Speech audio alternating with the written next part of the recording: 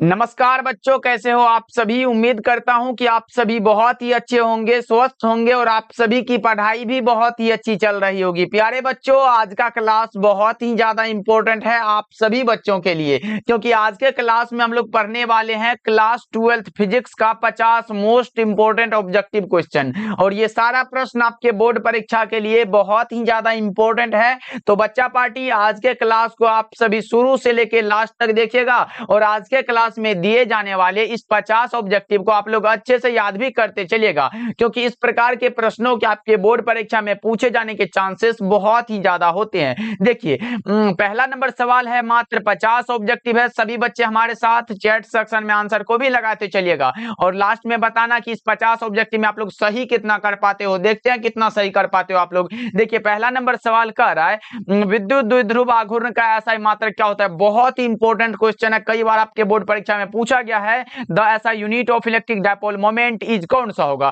तो आप लोगों को पता होगा कि इलेक्ट्रिक डायपोल मोमेंट को हम लोग पी के द्वारा डिनोट करते हैं और पी बराबर हमारा फॉर्मूला होता है चार्ज इंटू लंबाई, यानी कि चार्ज कूलम हो गया और यहाँ पे क्यू इंटू एल लिख लो। चार्ज का हमारा कूलम होता है और लंबाई का मीटर होता है। कूलम गुना मीटर कौन सा ऑप्शन में दिखाई दे रहा है आप लोगों को। Coulomb into meter, option number A आपका सही हो जाएगा। बच्चों याद रखिएगा, बहुत ही आसान प्रश्न है और बहुत इंपॉर्टेंट है, इसलिए सभी बच्चे इसको याद रखिएगा। ओके, चलिए अब दूसरा नंबर सवाल को देखते हैं। ये रहा आपके सामने, समझ समझ के अच्छे से आंसर को लगाते चलना। देखिए, दूसरा नंबर सवाल कह रहा है साबुन के एक बुलबुले को जब आवेशित किया जाता है तो उसकी त्रिज्या क्या होती है। साबुन के एक बुलबुले को जब आवेशित किया जाता है तो उसकी त्रिज्या क्या होती है बच्चों। ये सीधे रूप से बढ़ जाती है। क्या होगा, ऑप्शन ए आपका सही हो जाएगा। सभी बच्चे ध्यान में रखिएगा, ऑप्शन ए हमारा करेक्ट आंसर है, याद रखोगे आप लोग। चलिए आप लोग भी हमारे साथ आंसर को लगाते चलना बच्चों, याद होते चलेगा आप लोगों को। देखिए, तीसरा नंबर सवाल है आपके सामने, बता दो क्या होगा इसका सही जवाब।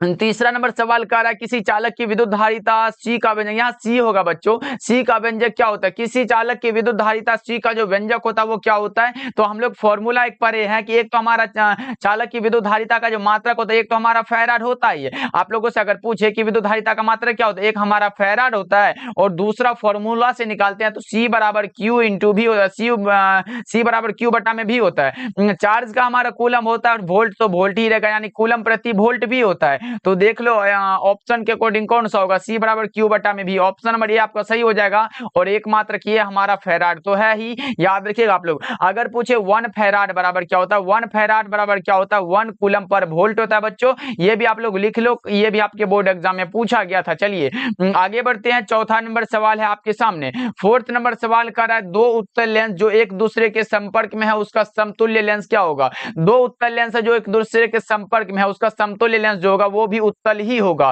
करेक्ट आंसर हमारा क्या होगा बच्चों, ऑप्शन ए राइट आंसर हो जाएगा। सभी बच्चे याद रखिएगा, ये भी प्रश्न आपके बोर्ड परीक्षा में पूछा गया। चलिए आगे बढ़ते हैं बच्चों, क्लास को भी आप लोग लाइक करते चलिएगा। जितने भी बच्चे जुड़े हुए हो सभी बच्चे क्लास को लाइक करते चलिएगा बच्चा पार्टी। देखिए, पांचवा नंबर सवाल है आपके सामने, बता दो कांच के एक अवतल लेंस को जब पानी में डुबाया जाता है तब यह क्या हो जाता है, कम अभिसारी, अधिक अभिसारी, कम अपसारी या फिर अधिक अपसारी। क्या होगा इसका राइट आंसर, 5 का लगाएंगे आप लोग। यह हो जाता है कम अपसारी, राइट आंसर हमारा ऑप्शन सी हो जाएगा बच्चों। याद रखिएगा, ये क्लास जो है रिवीजन के तौर पर है, इसलिए आप लोगों को अच्छे से आंसर लगाते चलना है। 6 नंबर सवाल है हमारे सामने। 6 नंबर सवाल कर रहा है किसी अवरोध की कोर से प्रकाश का मुड़ना क्या कहलाता है। बहुत ही अच्छा क्वेश्चन है, बहुत इंपॉर्टेंट प्रश्न है। किसी अवरोध की कोर से प्रकाश का मुड़ना जो कहलाता है वो विवर्तन कहलाता है। क्या कहलाता है बच्चों, विवर्तन, यानी कि डिफ्रैक्शन ऑफ लाइट कहलाता है। इसलिए करेक्ट आंसर हमारा ऑप्शन बी होगा। आगे बढ़ते हैं, 7 नंबर सवाल है हमारे सामने। 7 नंबर प्रश्न कह रहा है ऊर्जा के एक रूप को दूसरे रूप में परिवर्तित करने की युक्ति क्या कहलाती है। बहुत ही अच्छा प्रश्न है, बता दो ऊर्जा के एक रूप को दूसरे रूप में परिवर्तित करने की युक्ति क्या कहलाती है। तो यह कहलाता है ट्रांसड्यूसर। क्या कहलाता है बच्चों, ट्रांसड्यूसर कहलाता है। इसीलिए सही जवाब जो होगा वो ऑप्शन सी आपका करेक्ट हो जाएगा, याद रखोगे आप लोग। चलिए फिर आगे बढ़ते हैं, 8 नंबर सवाल है आपके सामने। 8 नंबर सवाल कर रहा है विद्युत तीव्रता का मात्रा क्या होता है। इतना आसान सा सवाल है कि आप लोग देखते ही लगा दोगे। विद्युत तीव्रता को हम लोग ई द्वारा दर्शाते हैं और ई बराबर हमारा होता है कौन सा, यानी कि एफ बटा में क्यू हमारा एक फॉर्मूला है। तो लगा दो क्या होगा इसका सही जवाब। बता दो क्या होगा। तो देखो यहाँ फोर्स है तो न्यूटन इसका मात्रक होता है, फोर्स का न्यूटन होता है और चार्ज का कूलम होता है। इतना आसान सा है, यानी कि E बराबर हमारा F बटा में Q हुआ। तो देख लो ना, न्यूटन प्रति कूलम कौन सा ऑप्शन में दिया गया है। विद्युत तीव्रता का मात्रक एक हमारा न्यूटन प्रति कूलम होता है और दूसरा हमारा वोल्ट पर मीटर होता है। ये भी याद रखोगे आप लोग, ये दोनों होता है, न्यूटन प्रति कूलम और वोल्ट पर मीटर दोनों होता है बच्चों। ऑप्शन बी आपका राइट आंसर हो जाएगा। 8 का क्या लगाओगे बच्चों, ऑप्शन बी आपका सही जवाब हो जाएगा। ये वोल्ट मीटर कैसे आया बता दूं, E बराबर माइनस dV अपॉन dx वाला फॉर्मूला से लागू करते हैं तो हमारा वोल्ट पर मीटर भी निकल के आता है। बस यही है, तो करेक्ट आंसर हमारा ऑप्शन नंबर बी हो जाएगा। ये भी याद रखोगे, न्यूटन पर कूलम होता है। आगे बढ़ते हैं बच्चों, अगला प्रश्न 9 नंबर सवाल, अन्योन्य प्रेरकत्व का मात्रक क्या होता है। अगर आपके सामने आए प्रेरकत्व या फिर अन्योन्य प्रेरकत्व, सबका मात्रक हेनरी ही होता है। अगर 1 हेनरी की बात करें कि 1 हेनरी बराबर सर कितना होता है, तो 10 to the power 3 milli henry होता है, जिसको हम लोग यानी कि 1000 मिली हेनरी भी लिख सकते हैं। ये भी आप लोग याद रखोगे, ये भी आपके परीक्षा में आया हुआ है कि 1 हेनरी बराबर कितना मिली हेनरी होगा, तो 10 to the power 3 milli henry होगा बच्चों। ये भी आप लोग याद रखोगे। चलिए आगे बढ़ते हैं, अगला प्रश्न हमारे सामने 10 नंबर सवाल है।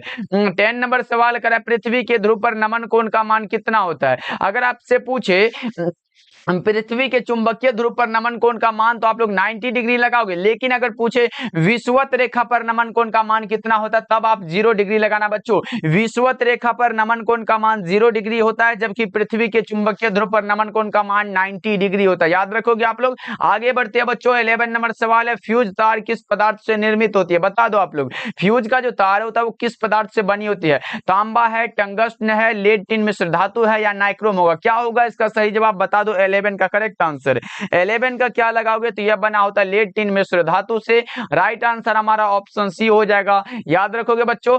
आगे बढ़ते हैं, अगला प्रश्न हमारे सामने 12 नंबर सवाल है, किसी संधारित्र की धारिता का मात्रक क्या होता है। अभी हमने जस्ट बताया था कि किसी संधारित्र की धारिता का मात्रक फैराड होता है। कहां है, ऑप्शन सी हमारा करेक्ट आंसर हो जाएगा। याद रखोगे बच्चों, ये प्रश्न बहुत इंपॉर्टेंट है, याद रखोगे आप लोग। The unit of capacitance of a capacitor is कौन सा होगा, तो फैराड हमारा करेक्ट हो जाएगा। चलिए आगे बढ़ते हैं, अगला प्रश्न देखो, ये भी मैं क्लियर कर दूं, ये क्या है, तो ये विद्युत विभव का है। ये किसका मात्रक है बच्चों, ये है विद्युत विभव का मात्रक। ये भी यहां लिख दे रहा हूं। ये न्यूटन किसका होता है, तो ये बल का होता है, ये बल का मात्रक है। और एम्पियर किसका होता है, तो ये भी आपको पता होगा, ये धारा का मात्रक है। तो ये सब कैसे होगा। चलिए 13 नंबर प्रश्न को देखते हैं, क्या कह रहा है देखो, द्रव्य तरंग सिद्धांत के प्रतिपादक कौन थे। द्रव्य तरंग सिद्धांत के प्रतिपादक नाम आपसे पूछा गया, बता दो। 13 का करेक्ट आंसर क्या लगाओगे आप लोग, ये थे डी ब्रोगली साहब। कौन थे बच्चों, डी ब्रोगली थे। राइट आंसर आपका ये होगा। चलिए फिर 14 नंबर सवाल को देखिए, ये रहा आपके सामने, किसी चालक में विद्युत धारा के प्रवाह का कारण क्या होता है। किसी भी चालक में जो विद्युत धारा के प्रवाह का कारण होता है वो क्या होता है, बता दो आप लोग। ये होता है विद्युतीय विभव में अंतर। क्या होता है बच्चों,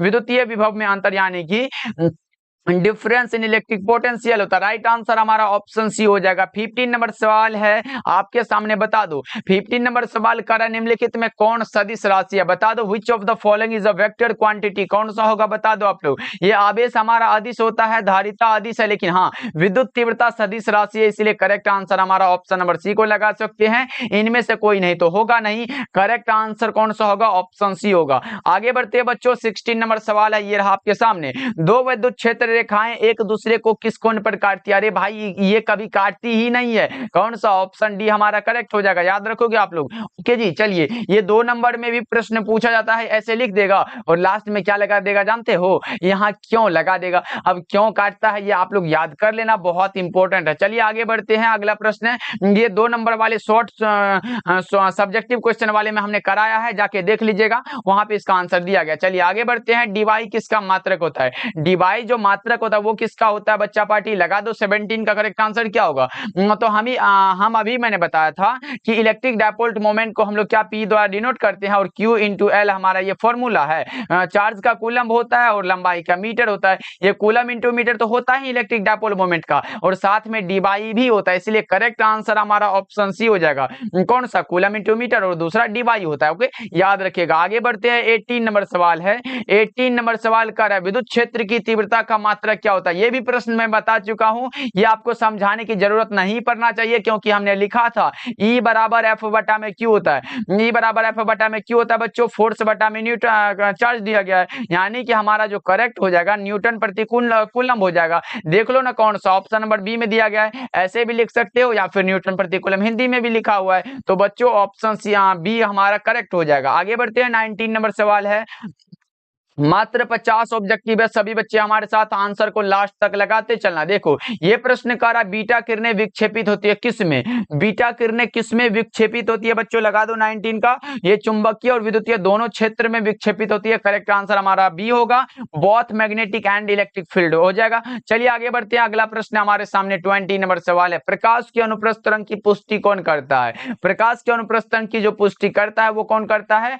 वो करता है ध्रुवण। कौन करता है बच्चों, ध्रुवण करेक्ट हो जाएगा। 20 का सी जितने भी बच्चे लगा रहे हो उसका राइट हो जाएगा, इसलिए सभी बच्चे आंसर को लगाते चलना। जिसको देखो अगर याद नहीं है आप लोग आंसर को लगाते चलोगे, वैसे तो मैं बता ही दे रहा हूं, आंसर को देखने से भी याद होता है और लगाने से तो मतलब प्रैक्टिस ही हो जाएगा, इसलिए भूलोगे नहीं, इसलिए सभी बच्चे आंसर को लगाते चलना। आगे बढ़ते हैं, 21 नंबर सवाल है, 21 नंबर सवाल कर रहा है, और जिसको भी आंसर लगाने का ऑप्शन नहीं मिल रहा है वो एक बार सब्सक्राइब करिएगा तो आपको भी एक आंसर लगाने वाला खुल जाएगा, वहां पे आप लोग आंसर लगाओगे। देखो प्रतिबाधा मात्रक होता है किसका, प्रतिबाधा जो मात्रक होता है वो हमारा क्या होता है, देखो आपके सामने आए, यहाँ पे मैं लिख दे रहा हूँ बच्चों, ये क्योंकि बहुत इंपॉर्टेंट है, आपके बोर्ड एग्जाम में पूछा जाता है इसलिए मैं लिखना पड़ रहा है। अगर आपके सामने आए क्या, अगर आपके सामने आए प्रतिरोध, क्या आए, प्रतिरोध आए या फिर प्रतिघात आए, क्या आए बच्चों, प्रतिघात आए, या फिर आपके सामने क्या आए, प्रतिबाधा आए, प्रतिबाधा आए, या फिर आपके सामने आए कौन सा, या फिर धारितीय प्रतिघात आए, क्या है बच्चों, धारितीय प्रतिघात आए, या फिर आपके सामने क्या है, प्रतिरोध। तो यहाँ दिया हुआ गया है, ये चार में से कोई अगर आता है तो आपका एक मात्रक याद रख लो कौन सा होता है, ओम होता है। सिंबल क्या होता है, तो ऐसे करके हमारा ऐसे ओम का सिंबल होता है, ये ओम को याद रख लो। यहाँ से बहुत सारा प्रश्न पूछा जाता है बच्चों, ऑप्शन नंबर ए हमारा करेक्ट हो जाएगा। ओके जी, चलिए अगले प्रश्न को देखते हैं, ऑप्शन नंबर ए लगा सकते हो आप लोग। आगे बढ़ते हैं बच्चों, अगला प्रश्न है 22 नंबर सवाल है, ऑप्टिकल फाइबर किस सिद्धांत पर कार्य करता है, बता दो आप लोग, बता दो ऑप्टिकल फाइबर जो है वो किस सिद्धांत पर कार्य करता है, तो यह करता है पूर्ण आंतरिक परावर्तन यानी कि टोटल इंटरनल रिफ्लेक्शन के सिद्धांत पर कार्य करता है बच्चों, ऑप्शन डी करेक्ट हो जाएगा। आगे बढ़ते हैं बच्चा पार्टी, अगला प्रश्न आपके सामने, अगला प्रश्न का जवाब बताना। अगला प्रश्न कह रहा है डायनेमो का कार्य सिद्धांत आधारित है किस पर, डायनेमो का जो कार्य सिद्धांत आधारित है वो किस पर होता है, वो होता है इलेक्ट्रोमैग्नेटिक इंडक्शन पर। राइट आंसर हमारा बी हो जाएगा, और यह प्रश्न कई बार आपके बोर्ड परीक्षा में पूछा गया बच्चों, इसलिए हम कह सकते हैं कि ये बहुत इंपॉर्टेंट प्रश्न है, याद रखोगे आप लोग। आगे बढ़ते हैं, 24 नंबर सवाल है आपके सामने, 24 नंबर सवाल कर रहा है लेंज का नियम संबंध है किससे, लेंज का नियम जो संबंधित है वो है किससे, बता दो, ये ऊर्जा से संबंध है, किससे है बच्चों, ऊर्जा संरक्षण से संबंध है, ऑप्शन सी हमारा करेक्ट हो जाएगा, याद रखोगे आप लोग। चलिए फिर 25 नंबर सवाल को देखते हैं, 25 नंबर सवाल कह रहा है विद्युत चुंबकीय तरंगों की प्रकृति कैसी होती है, विद्युत चुंबकीय। देखो बच्चा पार्टी ये प्रश्न कई बार आपके बोर्ड एग्जाम आया है दो तरह से, देखो अगर विद्युत चुंबकीय तरंगों की प्रकृति पूछे तो वो हमारा अनुप्रस्थ होता है, लेकिन अगर ध्वनि तरंगों की प्रकृति पूछे, क्या पूछे, ध्वनि तरंगों की प्रकृति अगर आपसे पूछा गया हो तो समझ लो ये हमारा अनुदैर्ध्य होगा, ध्वनि अनुदैर्ध्य, और ये विद्युत चुंबकीय तरंग अनुप्रस्थ होता है, याद रखोगे आप लोग,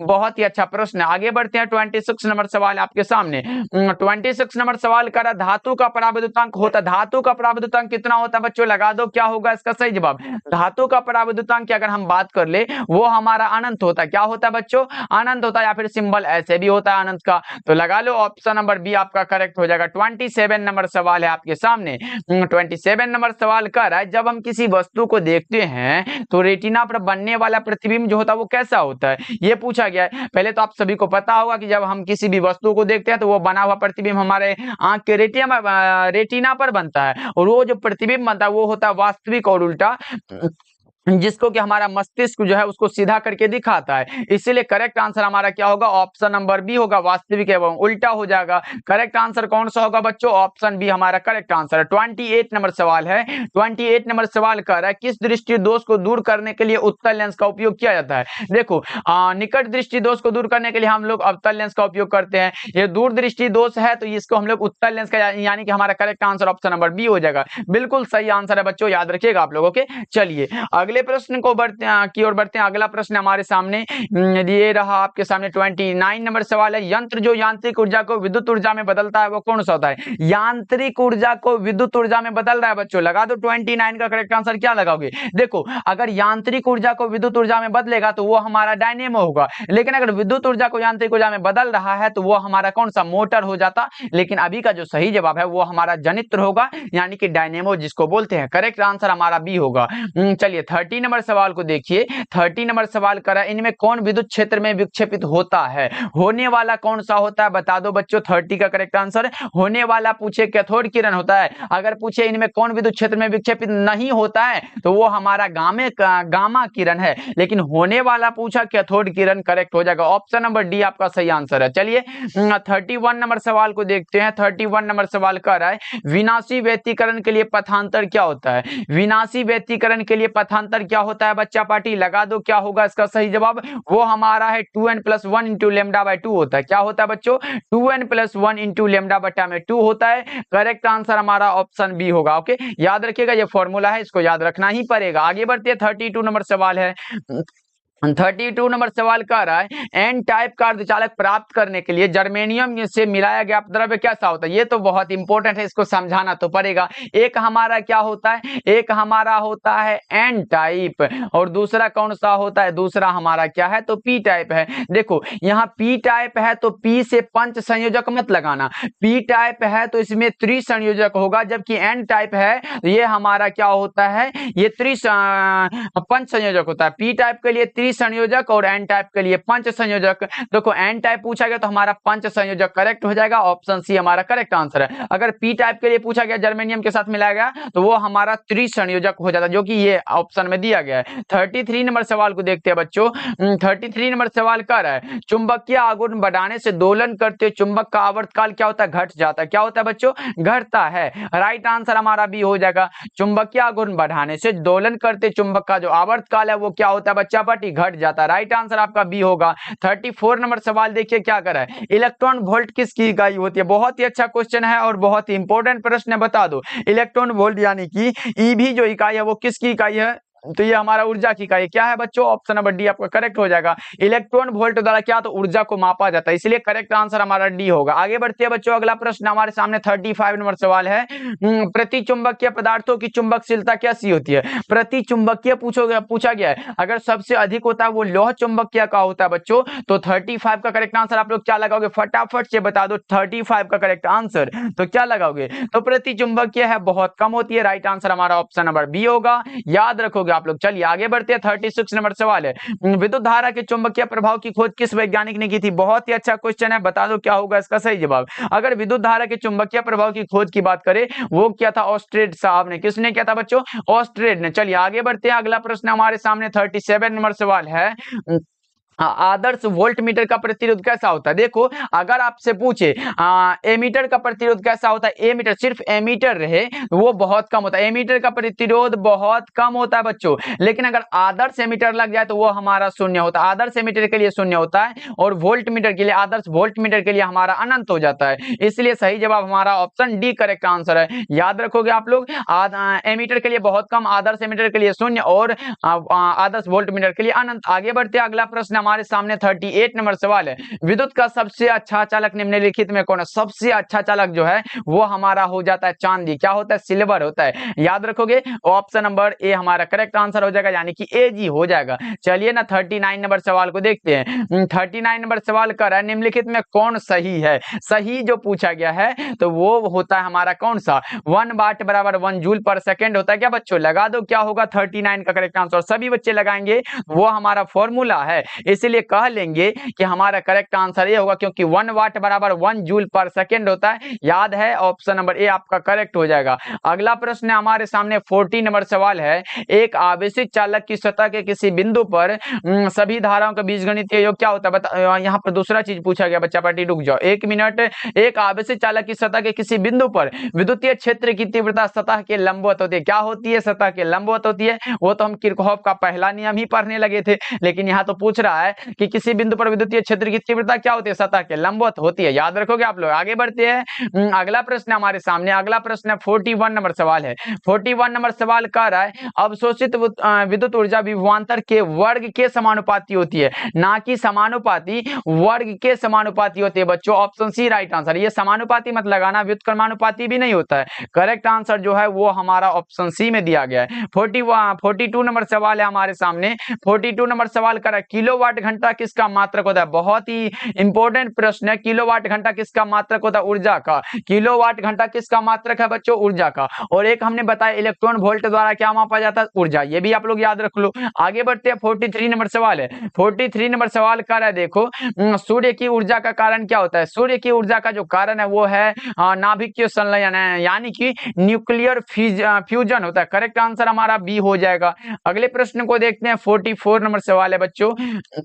44 नंबर सवाल है नैंड गेट के लिए बूलियन व्यंजक क्या होता है। देखो, और के लिए पूछे, अगर आपके लिए और गेट के लिए पूछे तो और के लिए होता है ए प्लस बी बराबर क्या होता है, वाई होता है। अगर एंड के लिए पूछे, यहाँ पे लिख दे रहा हूं, एंड के लिए पूछे तो एंड के लिए होता है ए इंटू बी बराबर क्या होता है बच्चों, वाई होता है। अगर नैंड के लिए पूछे, एंड में यहाँ पे एन लग जाए, यानी कि नोट लग जाए, यानी कि एन ए एन डी के लिए पूछे तो यह हमारा ए इंटू बी लिख देंगे, ए इंटू बी बराबर वाई लिख के ऊपर में ऐसे लगा देंगे। तो देख लो ना कौन सा ऑप्शन में दिया गया, तो ऑप्शन नंबर ए करेक्ट हो जाएगा। और इसको भी याद रखिएगा, और के लिए जोड़ वाला होता है, और एंड के लिए ए इंटू बी बराबर वाई, और नैंड के लिए ए इंटू बी बराबर वाई, और ऊपर में ऐसे लगा देना बार। चलिए अगले प्रश्न को देखते हैं। 45 नंबर सवाल है। 45 नंबर सवाल है निम्नलिखित में किसका अपवर्तनांक सबसे अधिक होता है। अधिक होने वाला हीरा है बच्चों। कई बार मैं बता चुका हूं, निम्नलिखित में सबसे अधिक अपवर्तनांक जो होता है वो हीरा का होता है। और कितना होता है, तो 2.42 होता है। कितना होता है बच्चों, 2.42 होता है, करीब है। आगे बढ़ते हैं। 46 नंबर सवाल है। 46 नंबर सवाल कर रहा है एक पतले प्रिज्म द्वारा न्यूनतम विचलन का कोण कितना होता है। Mu minus 1 into a formula है, क्या होता है बच्चों, म्यू माइनस 1 और इंटू में ए हो जाता है। यही फॉर्मूला खोज लो ना कौन सा ऑप्शन में दिया गया, म्यू माइनस 1 इंटू ए, ऑप्शन नंबर सी में दिया गया, बिल्कुल राइट आंसर है। 47 नंबर सवाल को देखिए बच्चों। 47 नंबर सवाल कर रहा है नाभिक की खोज किसने की थी। बता दो बच्चा पार्टी क्या होगा इसका सही जवाब। और एक बार सभी बच्चे क्लास को भी लाइक कर देना बच्चा पार्टी, और आंसर तो लगाते जा रहे हो कि नहीं। देखो, नाभिक की खोज किसने की थी, बता दो आप लोग क्या होगा इसका सही जवाब। 47 का राइट आंसर सभी बच्चे बता दो क्या होगा। तो नाभिक की जो खोज किया था वो रदरफोर्ड साहब ने किया था। किसने किया था, रदरफोर्ड ने किया था। 47 का सी लगाओ। और कब किया था, 1911 में किया था। चलिए आगे बढ़ते हैं। अगला प्रश्न हमारे सामने 48 नंबर सवाल है।